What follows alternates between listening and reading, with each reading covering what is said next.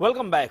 રાત્રે વાહન લઈને નીકળ્યા હોઈએ અને સામેથી ચમકતી સફેદ લાઇટો સાથેનું વાહન આવે અને આંખો આંજી નાખે ત્યાં સુધી કે સામે દેખાતું બંધ થઈ જાય. દરેકને આવો અનુભવ હશે, પણ આવો અનુભવ હવે ઓછો થશે કારણ કે અનધિકૃત એલઈડી વાળા વાહન ચાલકોની હવે ખેર નથી.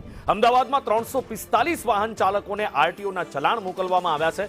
40 વાહન ચાલકોને આ ચલાણ ફટકારવામાં આવ્યા છે. વલસાડના 288, ખેડાના 45 વાહન ચાલકો દંડાયા છે. મહેસાણાના 170 વાહન ચાલકો, કચ્છના 136, સુરેન્દ્રનગરમાં 38, ગાંધીનગરમાં 95 આ વાહન ચાલકો દંડાયા છે જેઓ અનધિકૃત રીતે કારમાં કે પછી ટુ વ્હીલરમાં એલઈડી લાઇટ લગાવતા હોય છે. એવી એલઈડી લાઇટ કે જે સામેવાળાને આંજી નાખતા હોય છે. હકીકતમાં એચઆઈડી લાઇટ હોય છે જે એટલો જબરજસ્ત પ્રકાશ ફેંકે છે કે સામેથી આવતા વાહન ચાલકની આંખો બિલકુલ બંધ થઈ જાય છે અથવા તો એને આંખે દેખાતું બંધ થઈ જાય છે. પણ નવાઈની વાત એ છે કે આ મુહિમ જે ચલાવવામાં આવી હતી, આ ડ્રાઈવ જે ચલાવવામાં આવી હતી એ 22 જાન્યુઆરીથી 7 ફેબ્રુઆરી સુધી ચલાવવામાં આવી હતી. શહેરીજનોનો આગ્રહ છે, જનતાનો આગ્રહ છે કે આ ડ્રાઈવ હંમેશા પોલીસ દ્વારા ચલાવવામાં આવે અને જેટલી પણ આ ગેરકાયદેસર લાઇટો વાળી ગાડીઓ કે વાહનો છે એ બધાને પ્રતિબંધિત કરવામાં આવે, એમાંથી એ લાઇટો હટાવવામાં આવે.